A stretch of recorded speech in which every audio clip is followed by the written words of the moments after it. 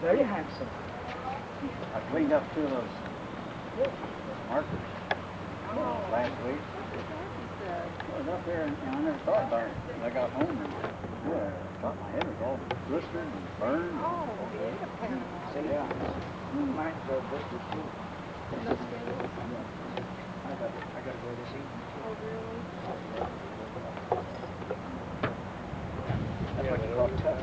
Outside now. Starting to do inside. I got it. You ready to do Ready? The siding taking very much paint. Do you have? No. You want it inside? Right here. See what you're shooting. Yeah. It's not too bad.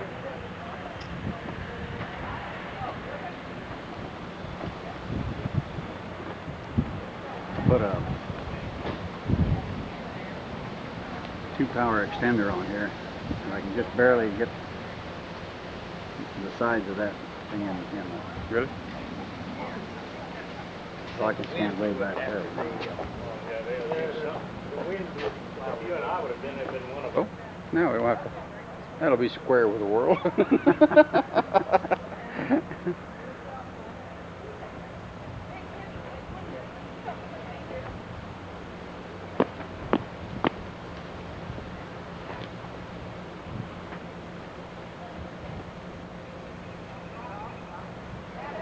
It's a long way around.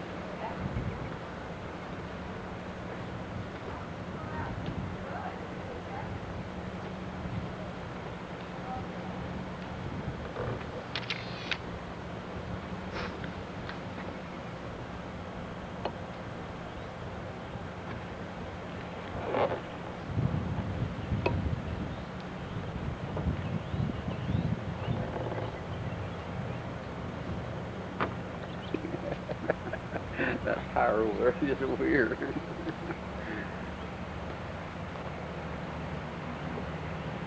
It does record what we're seeing too. Does it work? It does, yeah. Just don't say anything bad, Okay, they're gone. He wants us to kind of play as people are arriving. So, Haven't seen you since yesterday or last night. yesterday and last night. Well, I was out exercising. How are you? We'll do our playlist.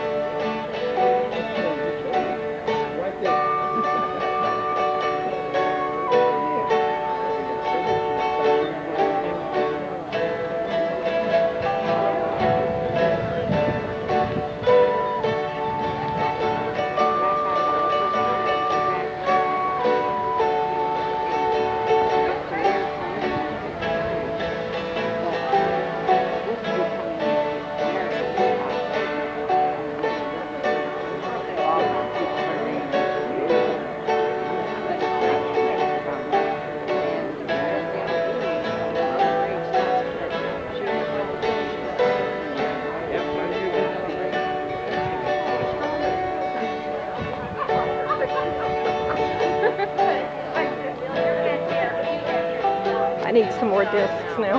Oh, come on. I got 'em. I got 'em. I got 'em. I thought I was taking all those pictures and I didn't get hardly any. We figured out that the pixel on it was set wrong.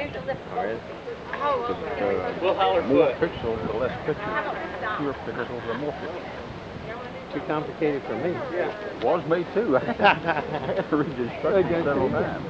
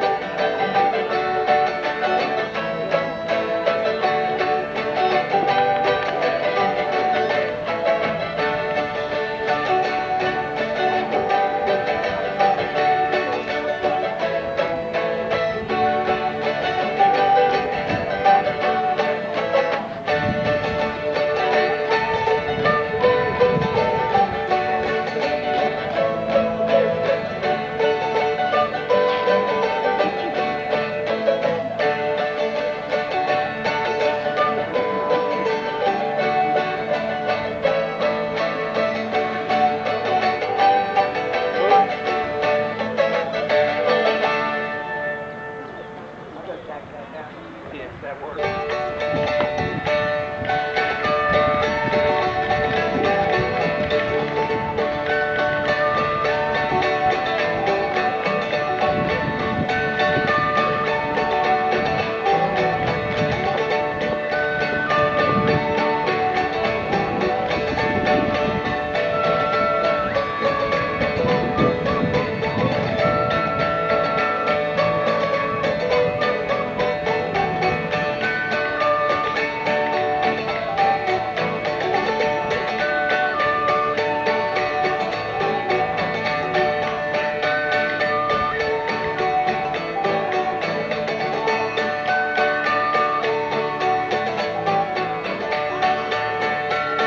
We gather here today in this beautiful park given to the citizens of Hitchcock by Gordon and Ursula Latimer.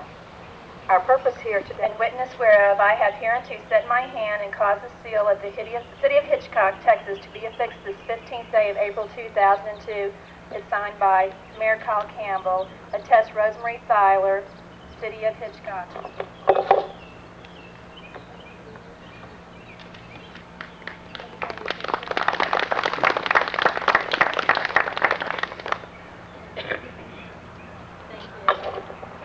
You do that quite well, Sharon. You need to be the mayor. You left your glasses? I might be able to use those. To make a good match, you need to make it blind. Thank you again, Sharon. We, at this time, will call on Miss Dorothy Peterson to, for memories of Miss Genevieve Miller, who was a great friend of hers. Thank you, Harry. Genevieve Goodwin Miller, 1894, 1982. Through the generosity of a very public-spirited lady, Miss Genevieve Miller, who lived in our community for nearly 8 decades, and who lived amongst most of us, some of us present here today at least, for many of those years, we now enjoy the benefits of her gifts of land and of her home. The fine library which sits upon this gift of land, and the Heritage Museum, which was her former longtime home and which we are here today to dedicate. These are truly a legacy of love for her fellow human beings. For those of us who knew Miss Genevieve, as she was fondly and widely known, we are certain that what has been accomplished with her gifts to this community would have made her joyously happy. When the story of these gifts has been recited, we are also certain that others who perhaps did not know her will join in praise. Because Miss Genevieve was foremost a historian and a preservationist, and because she was dedicated to education in every sense of the word, and was possessed of an unquenchable thirst for knowledge, she was therefore a perfectionist in her analytical quest for purity in her research in order to accomplish her goals in these areas. As we pause today to dedicate this small house museum, Miss Genevieve's former home, to the purposes for which it has been designed, let us first call to memory some of the distinguishing marks of character of this well-loved and outstanding individual who cared so much for her community and for her fellow human beings. I am privileged to speak of a few of these attributes. So may I begin personally with my first memory of Miss Genevieve. That is the remembrance I have as a very small little girl. I remember a vivacious young woman in her early 30s, attractive, happy, friendly, and outgoing with everyone. And when she spoke directly to you, you were very glad because she made you feel good. And her friendship knew no boundaries of discrimination in a time when such conditions existed and were here a way of life. Miss Genevieve was inclined to plainness of dress. Cotton was her choice of attire, for all occasions almost. She scorned personal adornment, such as jewelry. She always said, "I'm just a plain Jane." Genevieve liked to walk, and I personally cannot recall that she ever owned an automobile. She used trains and buses for transportation. Genevieve was never a social butterfly. She did love a game of 500, which was a card game, that she would often play with friends and neighbors, and she enjoyed community gatherings. My memories around such instances such as these abound. Club activities were not really for her. She enjoyed some home visits with friends and a cup of tea. She was a tea drinker. I recall much of such neighborhood visiting over the years between her family and my own. Her devotion to her mother, Belle, with whom she made her home until her mother's death, and her love and affection for her two brothers, Les and Morgan, and their families, was an all-encompassing one. Genevieve found joy in simple things. She was always content, it seemed like, to live in Hitchcock, and she wanted everyone to know the good points of Hitchcock, and she wanted everybody to know its history. She yearned for better educational facilities for the children, and she strove to install a love of their community in the school children and spoke to them often in arranged school programs. I recall a mutual interest with Genevieve, and that was one of genealogy, and the visits that we made to the Houston Public Library and its archives back in the days before they had a Clayton Library and such as that. We would come away thrilled because we had made a trip to Houston for that, with a multitude of material within its walls that weren't available yet in that time period to us here in Galveston County, and we would come away inspired. Miss Genevieve was very church-oriented. Her attitude was that of genuine acceptance and faithfulness. She truly lived her religion. Miss Genevieve was always a part of my youthful and young adult involvement with religious activities, for we held the same denomination, that of the Episcopal Church. And I recall her encouragement vividly. And what of Miss Genevieve as a career woman? Her education in the finest of girls' finishing schools, Kid G, might be said to have prepared her for a choice in this area. Her choice was to remain here in Hitchcock, however. She worked in the realm of the narrow career avenues which were open to her day. In the Hitchcock of the 20s and 30s, the choices were even more limited. I recall Miss Genevieve working for the shippers here, preparing labels, applying them with a pot of glue to crates and barrels of vegetables as they were assembled for shipping at the depot. I see in my memory Miss Genevieve as the bookkeeper in the Shiro store, the eat and seek business, and in the Depression years, when the streets and when the very air were silent. Genevieve was not proud. She worked for the WPA, Works Progress Administration, for some of you young ones. This was for people who needed jobs during the Depression. She sewed garments at a location in Galveston. As things returned to normal, however, she returned to bookkeeping, professional stenographic work, and served as a notary, and even engaged in real estate. She reported local school news for the Galveston Daily News for years. And during the war years, Genevieve performed office work at Camp Wallace as a civil employee. And she eased into her own business again in the post-war years, which included income tax preparation, in which I personally worked with her for a time back in the 50s. And she finally entered the insurance business, which occupied her until her retirement. I am proud to say that Miss Genevieve and I collaborated to a large degree with work with the Galveston County Historical Survey Committee, which later became the present Galveston County Historical Commission. Our interest focused on Hitchcock and its general history. I am also proud to say that this work goes forward today. So how do we remember Miss Genevieve? Let us who knew her remember her, and each our own way. Let us remember the years that are gone. Let all those who are here today, however, whether they knew her or not, remember henceforth Miss Genevieve Miller in her good works and in her generation. Thank you.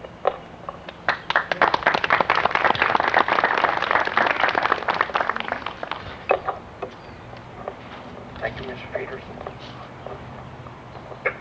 At this time, we'll have Ms. Brooks read a tribute to Miss Miller by Nancy Latimer, who cannot be with us today.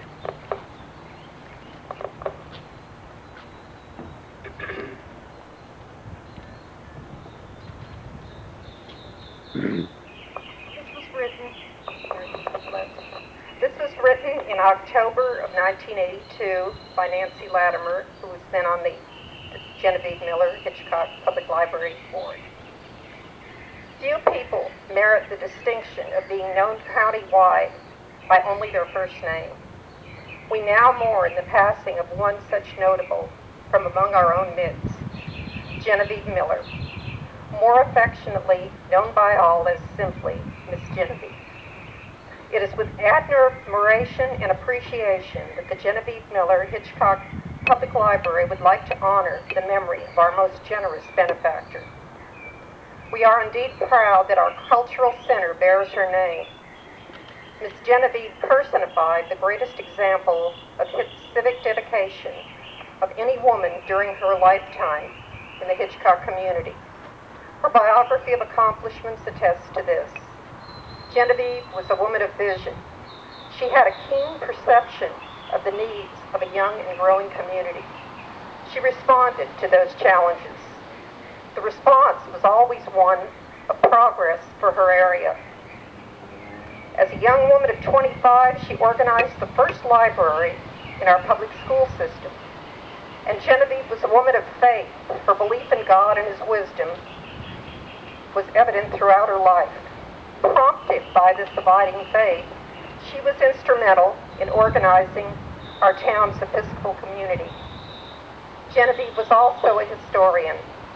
She realized that an appreciation of the past assists in the interpretation of the present and guides us in the direction of the future. This respect for history made her an integral force in the growth of our area. And she was also a woman ahead of her times. There was no mention of women's liberation in her era. Nevertheless, she was an astute businesswoman in her own right. Finally, Miss Genevieve was a woman of endurance. She was not immune from the adversity and illness and age, but she did not succumb to them and their hardships. She persevered. At the age of 83, she could be seen walking along 2nd Street, to and from the library despite her fragile and weakening condition to fulfill her particular duties. Her life teaches us not only as individuals to be perseverant, it also speaks to a community to withstand the diseases that plague the quality of community life. In her death, we realize her significance even more. Genevieve Millers are not born every day. We feel especially blessed that our community has been one to have enjoyed the rewards of her energy and brilliance. For many years, two names have been synonymous, Hitchcock and Miss Genevieve. We all loved you and we will miss you, Miss Genevieve. But your memory will live on in the hearts of all those whose lives you touched, and your influence will be felt for generations to come. And that was Nancy Latimer in 1982. Ms. Brooks, if you'll stay here, you're next with special remarks.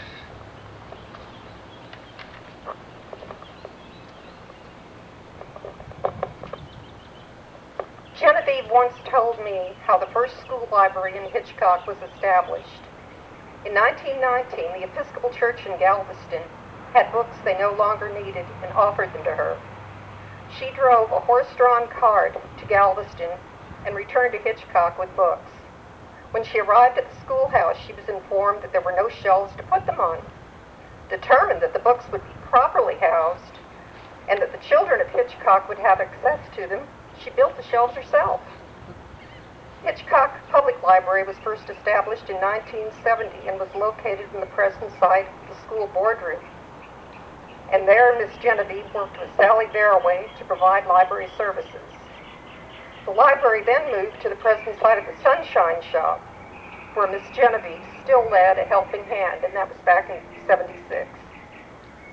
The City Commission renamed the public library the Genevieve Miller Hitchcock Public Library in 1977. And in 1978, Miss Genevieve's minister asked her if she would consider giving the land that her house was on to be the site of a new library.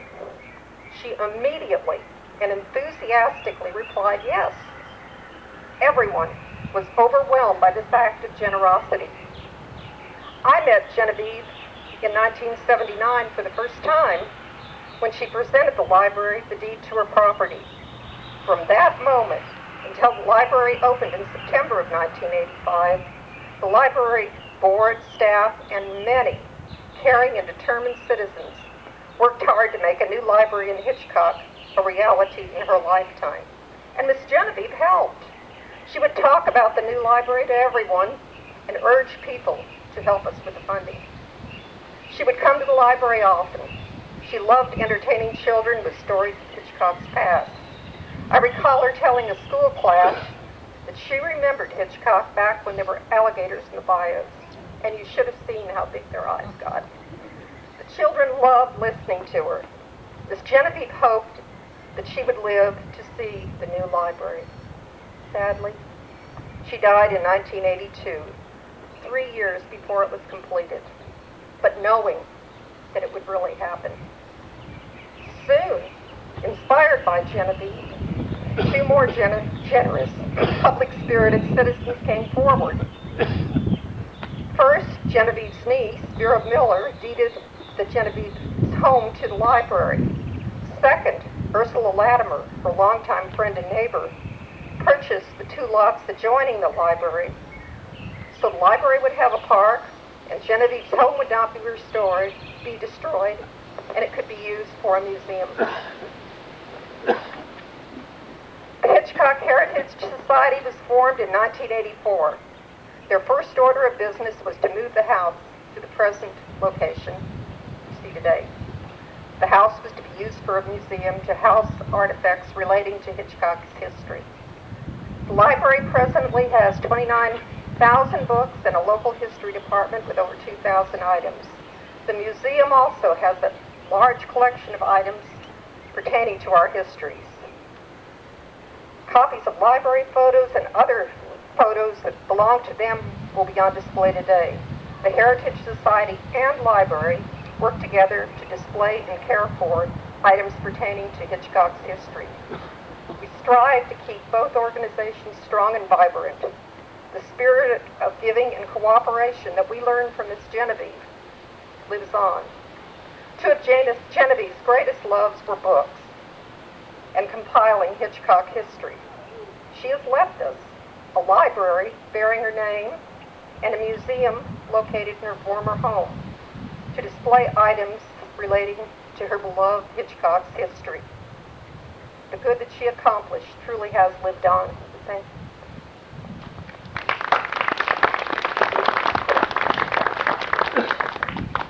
Thank you, Ms. Brooks. Now I'd like to call on another friend of Miss Genevieve's, Naomi Summers.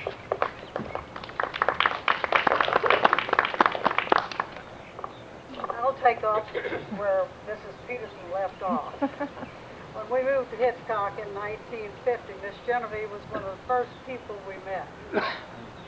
Little did I know at that time how fortunate we would be to have her as a friend. I'm sure the Lord sent her to me at that time and me to her when she needed. She was a lovely, remarkable woman, about 50 years ahead of her time.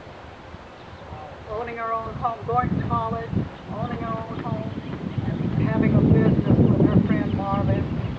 It was most unusual for a single woman at that day and time to do these things. Johnny Caper, who worked for her for years, tells me she was a notary public and seldom charged for her services. We were privileged to have her in our home for about 3 years during her earthly journey. I learned countless things from her Christian adult thinking. This selfless woman gave so much more than what she received. Our children called her Gigi. When they'd come home, they'd run into her room because there was always kind of interesting things there to see and to hear. And believe me, they were well versed in the history of Hitchcock. When at dinner time, she would patiently wait for my husband to sit down. She wouldn't touch a thing until he was seated. And he'd ask her to say the blessing. And he'd say, Miss Genevieve, we'd like to eat tonight. Because she'd go on being grateful and thankful for everything and everybody. A couple of little personal things. When she got up and felt bad, she wouldn't say, I'm ill or I don't feel good. She was never grouchy. But she'd say, we learned what was wrong when she'd say, I'm having a lazy day. She had what she called her listening ministry. She'd sit in the middle of her bed, propped up on a pillow, talking for hours with the telephone in her hand and almost going to sleep. And every now and then it was a uh-huh, uh-huh. And later I'd say, Genevieve, who talks so long? She said it was somebody that just needed to talk and I needed to listen. Whenever I pass that picture in the library, it comes alive to me and I can almost hear her saying, come in, honey, and have a cup of tea. That was her thing, tea. The doctors did not want her to stay there alone, and he suggested that maybe I bring her over here for about an hour and just let her be in her home. She loved this house. She would do that. She'd make a cup of tea and she'd go sit out on the porch, this very porch, watch the cars go by, talk to people who passed. She was like the little house on the side of the road, if you all know the poem. I know that wherever she is today, she's sitting on a cloud smiling for what we're doing here. Thank you.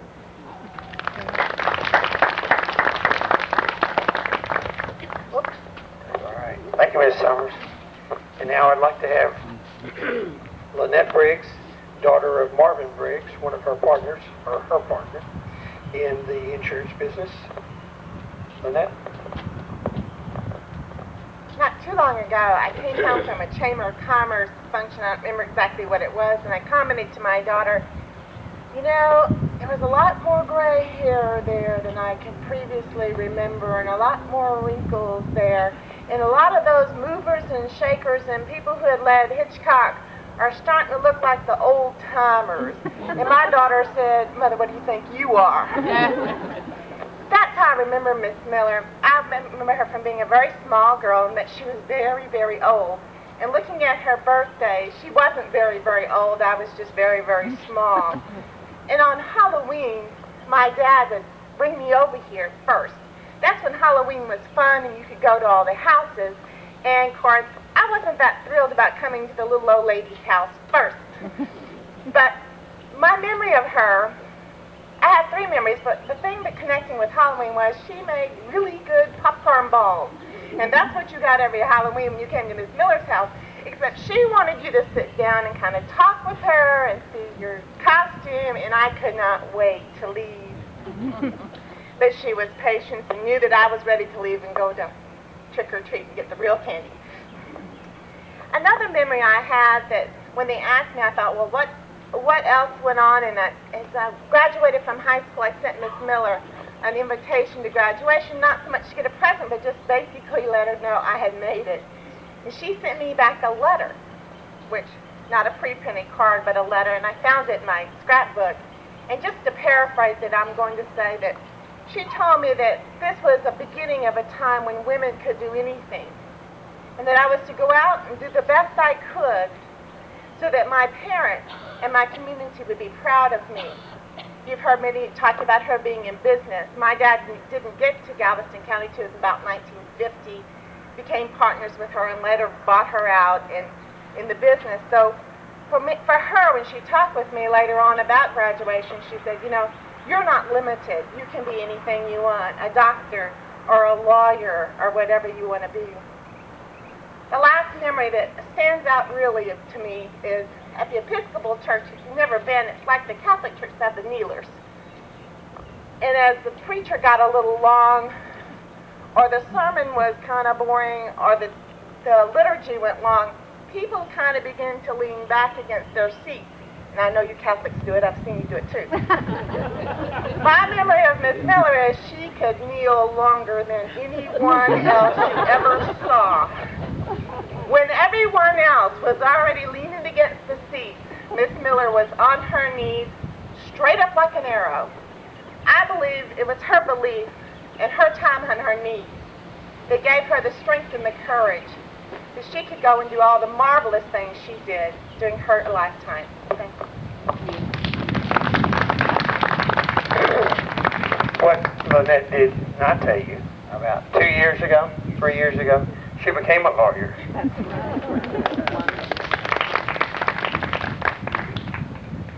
And now, Ron Kinney will sing a song or two to us. Genevieve, Sweet Genevieve. I got a bit of a cold, so bear with me. Oh, Genevieve, I'd give the world to live again the lovely past. The rose of youth was due in birth, but now it withers in the blast. Oh, Genevieve, sweet Genevieve, the days may come, the days may go, but still the hand of memory weaves the blissful dreams of long ago. I see thy face in every dream, my waking thoughts are full of thee. Thy glance in air, I starry beam that falls along the summer sea. Oh, Genevieve, sweet Genevieve, the days may come, the days may go, but still the hand of memory weaves the blissful dreams of long ago. All right, Brian. We got Mr. John Meekum Sr. to thank for the sky. He was one of his jockeys that he brought from England. And I did have tea with Miss Miller, too, with Patsy and Miss Miller on that porch right there. Back in the late 70s. Thank you, Ron. Now we have come to the excitement that we're here today for, the unveiling of the plaque. Miss Bobby Sander and Joanne Robinson. Don't forget about the pen.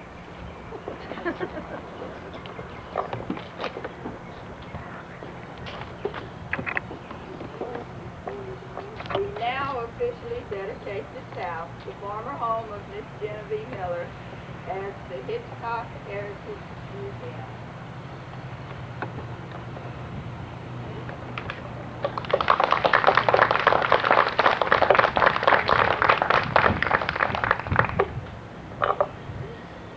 Does it look like her?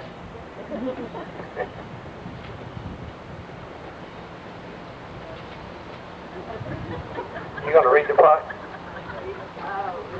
Hitchcock Heritage Museum, Genevieve Miller, D. Miller House, dedicated 2002, Hitchcock Heritage Society, established in 1984. Very good. Hey, why did you tell me not to do that?